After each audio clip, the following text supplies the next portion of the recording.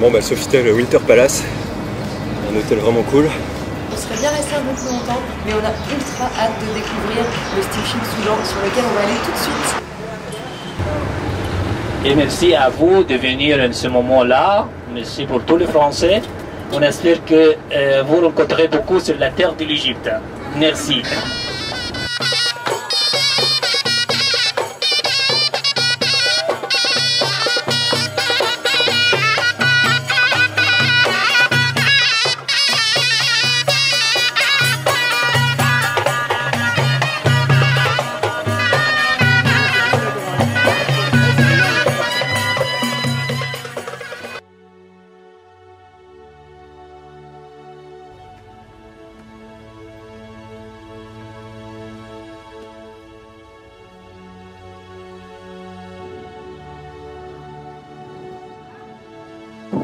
Première visite de séjour, nous sommes arrivés à Karnak, un très grand site de 60 hectares qui compte un très grand temple dédié au dieu Amon.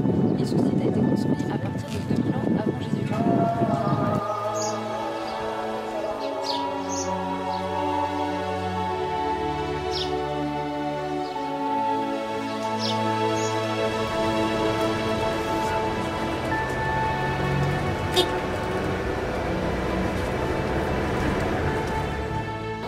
Deuxième visite du jour, toujours à Luxor, le temple de Luxor.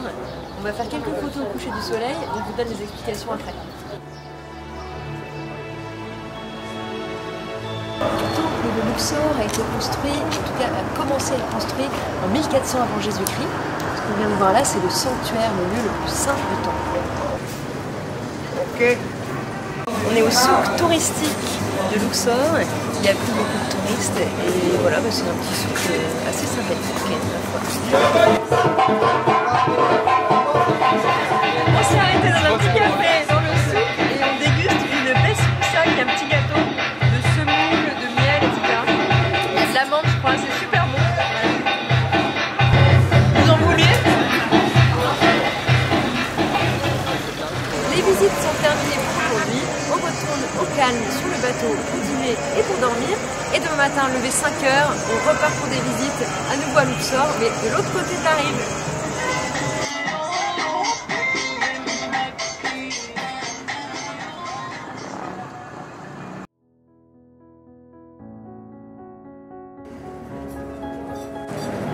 Il est 5h30 du matin, on s'est levé très tôt pour échapper à la chaleur.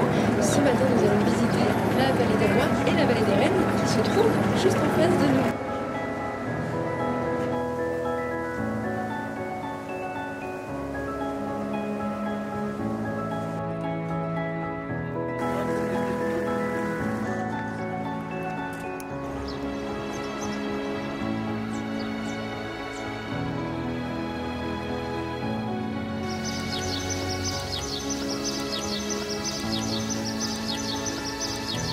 Première visite de la journée, le temple d'Abou.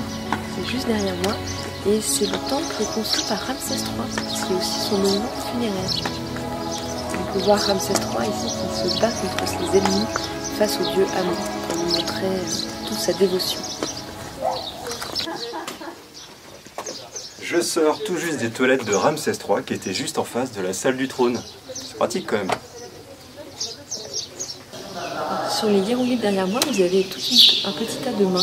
Et en fait, quand il y avait un conflit, les Égyptiens coupaient les mains des ennemis et ça leur permettait de savoir combien de gens ils avaient tués. Sauf qu'ils trichaient. Ils coupaient aussi les mains des Égyptiens morts pour pouvoir se vanter d'en avoir tué plein. Du coup, pour vérifier si c'était bien des Égyptiens, ils coupaient les zizi. Les Égyptiens étaient circoncis, donc ça permettait de différencier les Égyptiens des ennemis. Quand le pharaon meurt, il rencontre les dieux qui lui posent des questions. Est-ce que tu as bien nourri ton peuple? Oui, j'ai coupé du blé pour lui. Est-ce que tu as pollué le Nil? Non, je me suis bien occupé du Nil, etc. Il y a plusieurs scènes où on voit le pharaon en train de faire les choses de la vie. Et là-dessus, elle me faisait peur.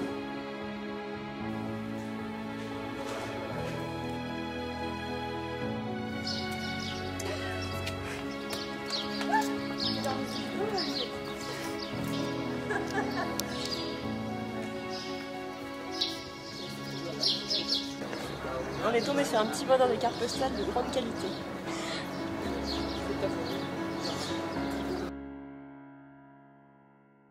À Ça c'est le village de Gorna qui a été construit il y a 300-400 ans. Malheureusement la plupart des maisons ont été rasées pour les fouilles archéologiques, donc il reste que ça. Et c'est hyper joli, plein de montagnes, très beau. Nous sommes dans la vallée des reines où étaient enterrées les épouses des pharaons, dans plein de tombeaux, ainsi que leurs enfants. Il faut savoir que les tombeaux étaient préparés à l'avance et puis au moment où une célébrité, enfin voilà, quelqu'un mourait, on dessinait son portrait directement dans le tombeau. C'était prêt à l'emploi. Pratique. On est dans la tombe du fils d'un roi. On peut voir sur les hiéroglyphes que le roi accompagne son fils jusqu'à la mort. Tout au fond d'un sarcophage qui a été retrouvé vide car les momies étaient aphrodisiaques à une époque et donc volées. Ici, on est dans le tombeau de Titi, la femme de Ramsès II. Celui-là est moins bien concerné que les autres. Il faut savoir que les tombeaux ont été habités à une époque par des chrétiens qui fuyaient les persécutions. Du coup, c'était leur maison et forcément, ça a abîmé un peu les murs.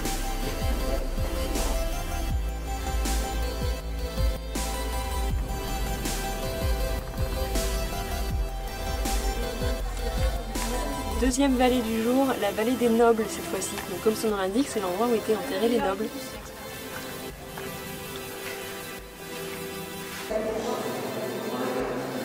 Petite minute making-of des bas-reliefs. Comment on faisait un bas-relief en hiéroglyphe? D'abord, on dessinait un quadrillage rouge au pinceau, pour que toutes les proportions soient bien réglées. Ensuite, on faisait le dessin au trait noir et ensuite, on sculptait directement la roche. Voilà, ici on a une preuve de comment étaient fabriqués ces bas-reliefs.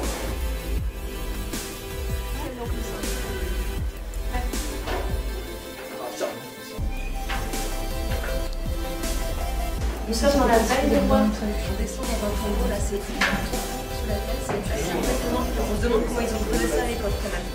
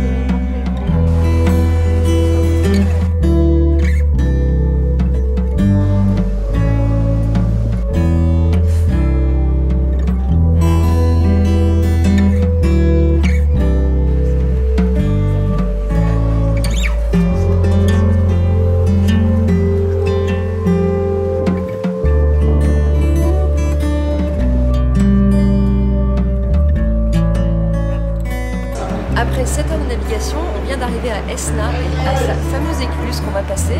Alors, le passage peut prendre de quelques minutes à quelques heures selon les embouteillages, l'heure à laquelle on arrive. On va voir.